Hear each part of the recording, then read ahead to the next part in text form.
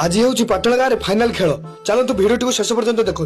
Hello गाई जय जगन्नाथ मोर mini blog को मुझे स्वागत करुच्ची। मु सानू मु आज पड़ी आसती पाटण गाँव खेल को कहीं आज पाटण गाँव में हूँ फाइनाल खेल खेल को आसु आसु आमर किसी देखाई सब्सक्राइबर भाई देखा कर सारी पर आम पड़ी आसलु खाइबा आपण मैंने जितेबाला भी भिडियो देखुवे मु सब भिडियो प्राय कही खाइबा आगे मु खाइबा को मो जीवन में बेसी गुरुत्व दिए। खाइबा कथा छाड़ू आम ए पड़ी आसलु खेल देखा खेल टिके समय चालू रही ना आमर आसी जाते गेस्ट आपण मैंने भी जानी जो गाँव गेस्ट आसला माने खेल टिके समय बंद रही गेस्ट आसी प्लेयर मान सहित हैंडसेक कले सहित मिसी भल से कथा से चली जाते जगह यही पाटण होता ग्रांड फाइनाल मैच रे पाटण ही निजे विन कला।